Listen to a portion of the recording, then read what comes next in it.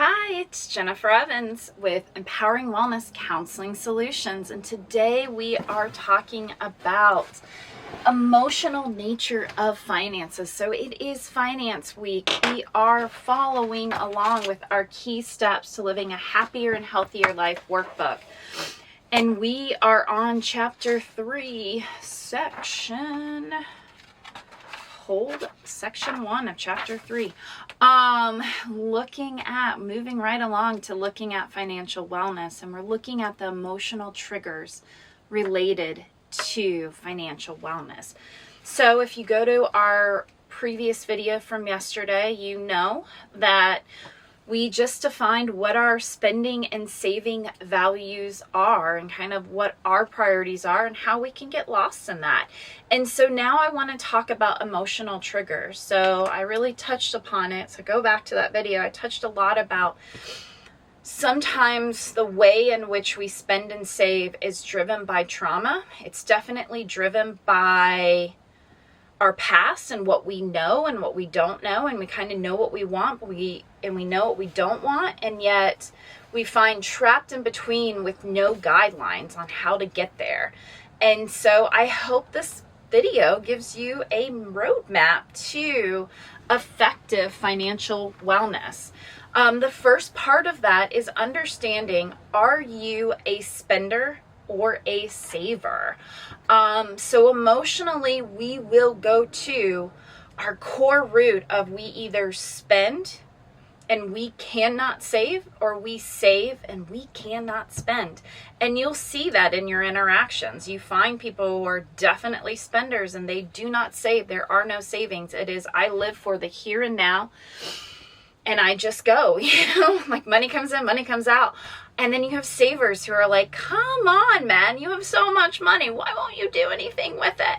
Because they are chronic savers. They do not spend money. We do these Northeast tours, and I always find it interesting. We go to Pottsville, PA every year. My husband is a big fan of Yuengling. I think it was introduced to him, when he was just a little enlisted, over in Afghanistan. I think Yuengling would send beer over there. And so he's been kind of, that was a great marketing plan. It made him really brand loyal, to be able to have that experience and to know that, America's oldest brewery had so much affection for the military. So now that he is retired and we have the freedom of movement, we do these big trips every year, and one of our trips is to the Northeast. And when we do that, we stop at Yuengling, and I always find it interesting that when we go and get into the gift shop, we say hi to Dick Yuengling, and then we leave. He drives a Chevy Malibu, and we're talking like 2007. Like, we're talking, this man is a saver. This man knows his value. He knows his wealth. He is the heir to and runs the oldest brewery in America. And he is as down to earth and loving as any man you've ever met in your entire life. You would never know he came from such wealth. And why? Because he lives within his values. Because he's definitely a saver, and he lives within his values. He doesn't live for the external validators that it can give. He lives for his values. And that's a beautiful epitome of kind of what we want to seek in life when it comes to financial wellness, is we're looking for what is within. But there's so many emotional triggers that divert us. And so whether the emotional trigger is that we compulsively save or we compulsively spend, we want to look at what those emotions are, what those sensations are that we feel right before we get into those compulsions. So think about your financial behaviors. Think about when it comes to the idea of saving, when it comes to the idea of spending, what emotions come to mind? What do you think about when you think about that? Do you not think about it? Do you avoid it? Is there a discomfort there? And we go into avoidance, which is escapism, and now we have some probably addictive quality and codependence when it comes to our money.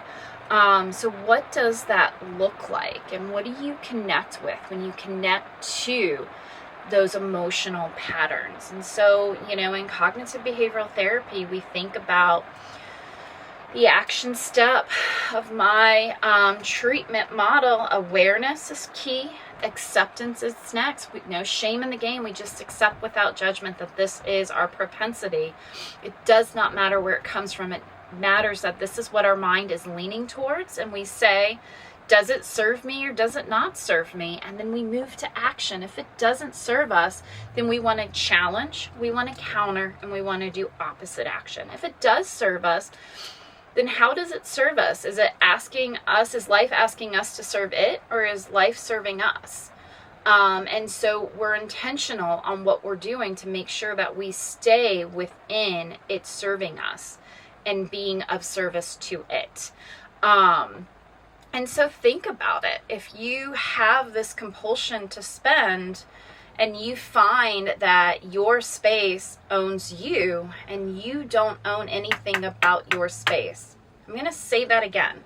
If your space owns you and you don't own your space, then this is not working out for you. That's where anxiety and depression comes in. You are completely connected to external validators and you are not connecting to yourself. So the first step we want to do is opposite action. Every time we have a compulsion to spend and have our space own us, then we want to do the opposite action. Don't buy that. That's owning you. What do you want that for? Don't buy it. It doesn't serve you. And when the compulsion comes up, then again, ground in, this does not serve me. Start challenging it. Start coming up with a positive affirmation of your own value so that you don't get into that compulsion. And if you are a compulsive saver and there's something that you actually genuinely need and that you need to connect with a sense of value for yourself because you keep depleting your own value in order to squirrel money for no purpose at all but just to have it, then again, I encourage you, does this serve me? Are there better ways that I can serve myself? Am I owning my space or is my space owning me? And what can I do so that I regain control of owning my space? And that is our emotional triggers, is really looking at, is this serving me or not? And how do I get out of this constant negative cycle that I am? Go back to the video about the negative cycle, the cognitive distortions, the compounding negative cycle. All of those are connected to our spending. And all of those are easy triggers. That's why it's a chapter in my book, is because it's an easy trigger to get us away from our values and starting to make emotional decisions that feed the external validators and keep us in that negative cycle. Saying goodbye to bad brain is all about understanding that negative cycle and the things that we do, the thoughts and behaviors we have that keep us from it. And it's the second half of the book, half of that book is about how to get out of it. So I encourage you to go on Amazon, Jennifer Evans. If you put that in, you'll find Saying Goodbye to Bad Brain and Key Steps to a Happier, Healthier, or live a happier, healthier life, which will help you to get through when you feel like your space owns you and you don't own your space. I am Jennifer Evans with Empowering Wellness Counseling Solutions. Thank you so much. Hi, it's Jennifer Evans. I hope you are liking my videos. If you do, please comment below. Let me know if you have any questions. If there's topics that you're just dying to know about, and why do I do this and why do they do that? I would love to answer them. I do come from a cognitive behavioral background, but as we see in some of my videos, I love object relations. I love attachment theory. I love Erickson and his psychosocial developmental theories. So I do pull from a lot of different places in order to kind of build out that our thoughts, our feelings, our behaviors, something triggers it and there's always a consequence after it. And that is the beauty of life and why we have a lot more control over our thoughts, feelings, and behaviors than we give ourselves credit for. This is a huge passion of mine, a calling, if you will. And I am here to support you. I've written 2 books, and I've got, the goal is 3 a year. So I've got several that are coming out in different, on different topics. But what we have right now, and you can go click on the Amazon link in the video descriptions below, but we have Saying Goodbye to Bad Brain.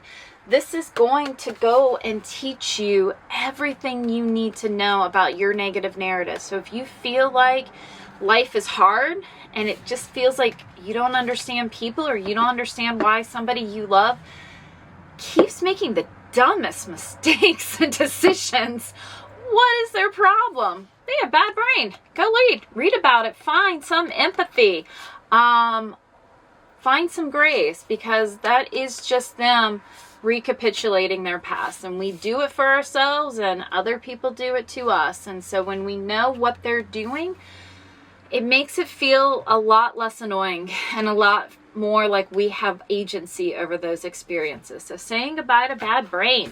I also just released, and I'm very excited, is Key Steps to Living a Happier and Healthier Life. This is a workbook that is going to help you define what your values are, what success is for you, and what your vision of success, and it is going to go through everything that stresses us out and makes us live in suffering and despair, allow that bad brain to get involved, and instead of living in the present. So this will go through all the main things: building a work-life balance, being able to be good enough, finding radical acceptance, decision making, which who would have thought that that was something, but it really breaks everything down that prevents you from living a happier and healthier life, and then allowing you to challenge those thoughts so that you can. So these are the key skills. So in my practice, I take the ABC model from Albert Ellis, through CBT, and I kind of open it up to this kind of overarching trajectory. And so we have awareness, acceptance, action. So the 3 A's of my treatment support with others, whether that's coaching or in therapy, through my books, and I have success groups as well. So I've got a lot of supports, and I use the same model. And that is, we need to build awareness about kind of why we do the things we do. We accept it. We don't agree, but we accept, okay, this is kind of my trajectory. I can see how it all comes together. I see trending patterns. I see how I act the same way. Actually, I get frustrated, but yet I'm acting the same exact ways because it is predictable, because that's my brain. It's bad brain working. It's a really good book. And so then we have action. And so I teach you lots and lots of ways to understand what the brain is doing and how to counter, how to challenge, counter, and do opposite actions.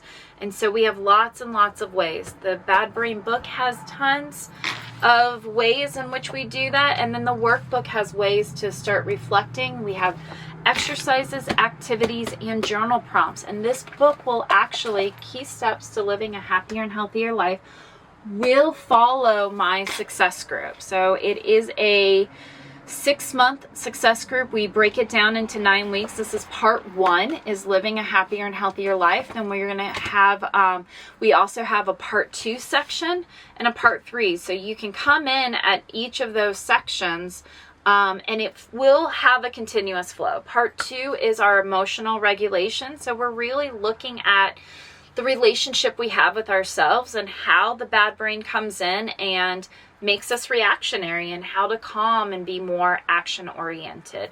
Part 3 is interpersonal skills. How do you relate with others? How do you make yourself available? The key to life is you can't control the outcomes. You got to put all those processes out there. How do you put yourself out in that process to help others and to let others help you? That is section 3.